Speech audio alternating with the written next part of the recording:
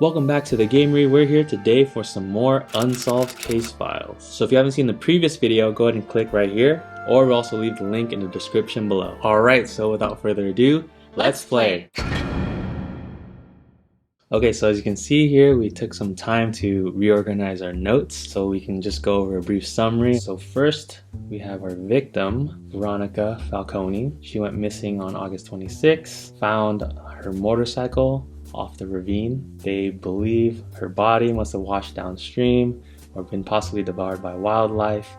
She was last seen with her boyfriend Joey, who worked on her motorcycle.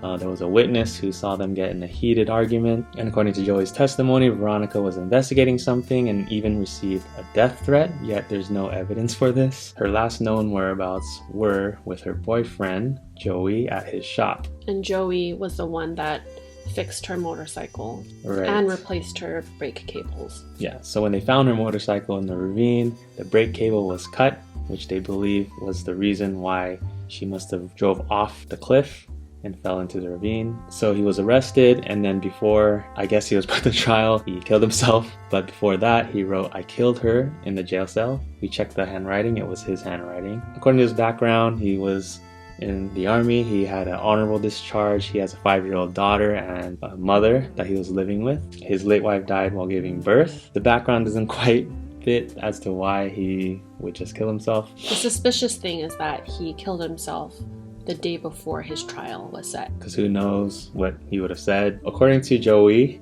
there was a red letter that Veronica showed him, which was the death threat, which also included the description of a .38 caliber. So on that night, Veronica drove off and Joey actually went after her. He went to her place, waited there until midnight, was worried, went back home, called the police, and they didn't respond, so he drove back to Veronica's house and waited there until 7 a.m. in the morning. And then he called the hotel where Veronica was supposed to be that night, and she never checked in. Also, another little detail was that he was going to propose to her before she went missing with the ring that he gave to Evelyn, which is his ex-fiancée, who he dumped 2 days before their wedding to get put together with Veronica. So that ring is now missing. He got it back from Evelyn and now it's missing. So we also went over a couple witnesses. Carl Littlefield is the one who overheard them having the argument, and then also the town librarian, Mrs. Pearl Westbrook, apparently knows all of the details of everyone in town, so she kind of gave a rundown of all the different suspects that there are. And then there's some evidence that we found. Okay, so as we were going through our notes, reorganizing, looking through the evidence, we found a pretty important detail in the image of the motorcycle. Here's the important little detail. If you zoom in close enough, you can see the mileage right here at 1868. We were thinking to ourselves, where have we seen this mileage before? So it was in the invoice that Joey gave to Veronica when he fixed her bike. Right here, mileage 1867.3. Very interesting, because the mileage on the bike when it was found is only 1 mile more. We have a map. We have this map. This is Fallview Road, and this turn right here where the star is, this is where the bike was found. Their theory is on this turn, she was going really fast, hit the brakes, brake cable snapped, boom, she fell over. But she left from Town Center Motors. And we also have a nice little scale down here. So if this is 1 mile, this is too far. There's no way she could have reached that turn. Suspicious. So using this scale, we just created a nice little radius here, and boom, these are the possible places where she could have went before going missing. So there you go. We think this is a very important detail, possibly enough to solve the first objective, which is to reopen the case, that their investigation was wrong and they were missing something. Let's go here. Reopen Veronica's case. We need 3 separate items from the case to prove the investigators' conclusions were wrong. Okay, so from the first 7... Oh, okay, so we have the map here, right? Mm-hmm. Okay, so we needed the map to verify the distance. Which of these 10 photos is needed? This CSI. one that had the mileage on it. Mm-hmm. Which of these 5 documents is needed? The invoice. Because it has the mileage before she took off. All right, you can get up to 3 hints. We don't need no hints. Boom. All right, you solved objective 1. The motorcycle only traveled 1 mile, but Jackson's Ravine is 3.5 miles away. Now open the envelope marked bonus envelope A for more information and a fresh lead on the case. Yeah, pretty much what we said. The motorcycle had 1867.3 miles on the odometer when she left Town Center Motors. The motorcycle had 1868.3 miles on the odometer when they found it in the ravine. Veronica only drove the motorcycle 1 mile. Okay, let's open this up. Objective 2. Help find Veronica's body. When you think you know the likely whereabouts of Veronica's body, please visit this page and see if you're right. Okay, so we have 2 documents here.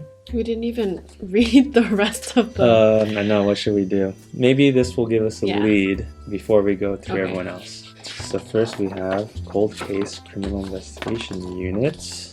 Dear investigator, I'm Special Agent Morgan Cantori and I am in charge of the Cold Case Criminal Investigation Unit for the state of Connecticut. Joey Caruso was my grandfather. Okay, so this is like more current. They say he admitted to killing Veronica Falcone and hanged himself, but I've always known in my heart it wasn't true. In fact, this case was the driving force behind me studying forensics in college, becoming a detective, and eventually founding the Cold Case Criminal Investigation Unit for the state of Connecticut. I've always wanted proof to set the record straight, and now you've given it to me. Thank you.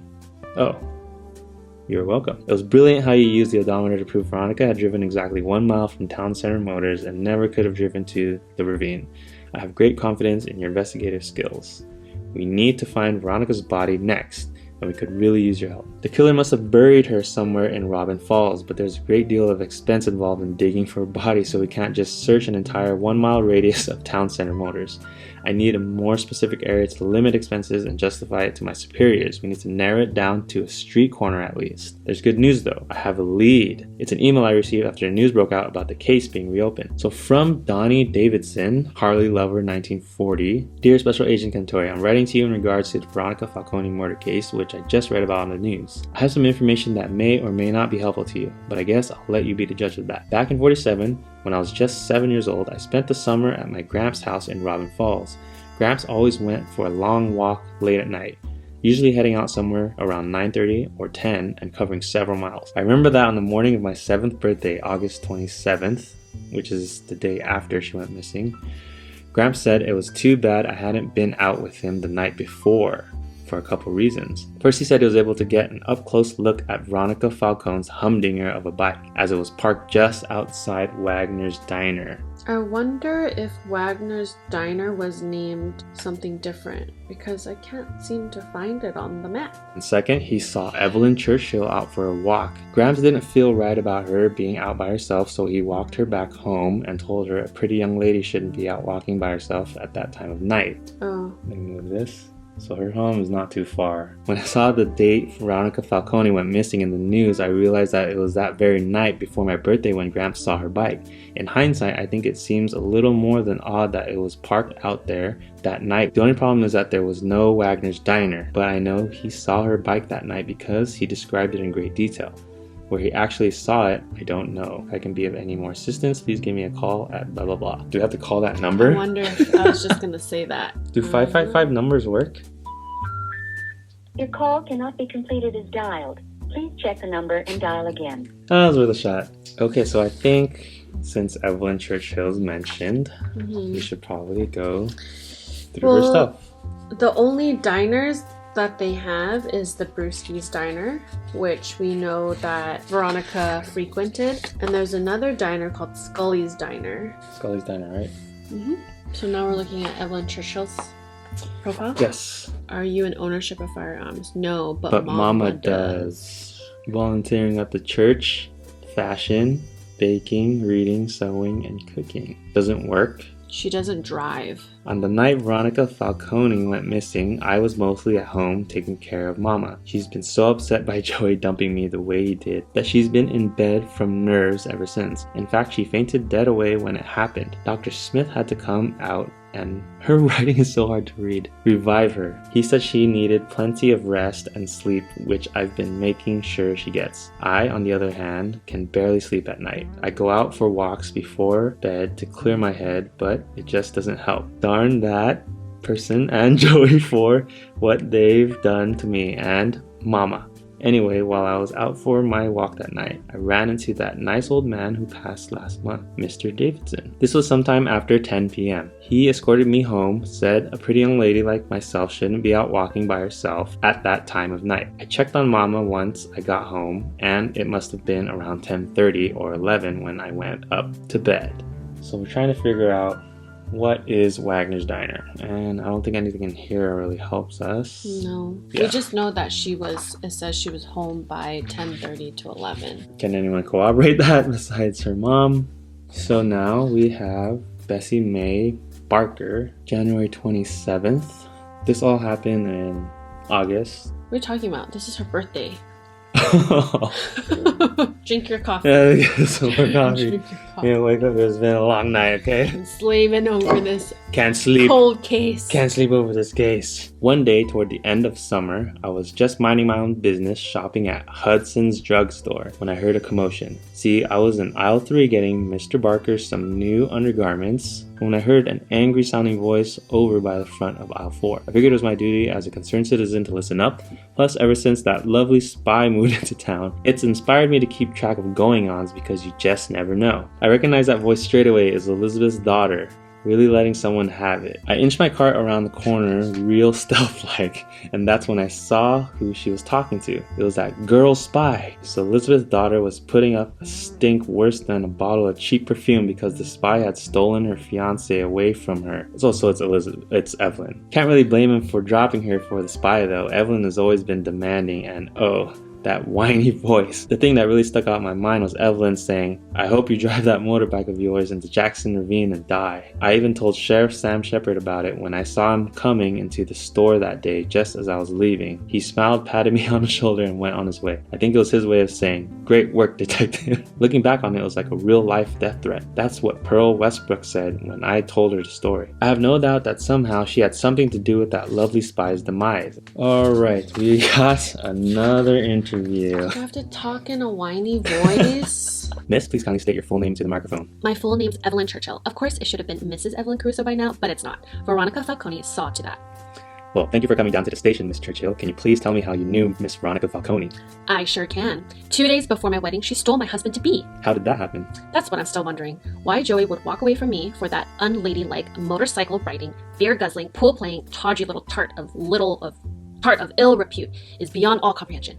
How did you find out about it? Did you see them together somewhere? No, he met her on a Wednesday, and the following morning came to tell me he was breaking it off. Did I mention that was just 2 days before our ceremony was to take place and that I was trying on my wedding gown at that time? That's awful. No kidding. When he came to the door, he said he wanted to talk to me face to face, but I told him no way because it was bad luck to see the bride in her dress before the wedding. That's when he told me he was sorry, but there was no longer gonna be a wedding. I assured him it was just cold feet and that it was just natural to feel that way.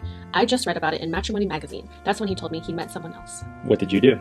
I threw open the door and started hurling my fists at him. He caught my wrist and apologized profusely, but said I needed to accept the fact that it was over. I would have had a lot more to say on the subject, but that's when Mama fainted dead away right there in the living room. I had to stop what I was doing and telephone Dr. Smith.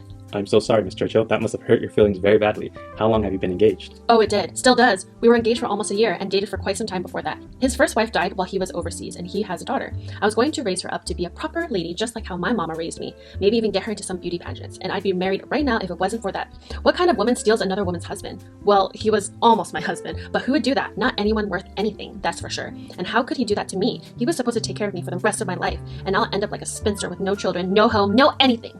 Not to mention the shame of it all because of that person. Did I mention he asked me to give back his grandma's engagement ring so he could give it to her? The nerve. I'm so sorry to hear all this, miss. How old are you now? I'll be 22 this Christmas. Well, you're still fairly young and pretty, and I can see right here on your marriage application that you can still bear children. I'm sure you'll meet someone else. Even if I did, it doesn't matter. Joey dumping me like that destroyed my trust in men. I will never, ever forgive him for that. Ever. Only living man I'll trust now is my uncle, Sam Shepard. Ooh. Didn't know that.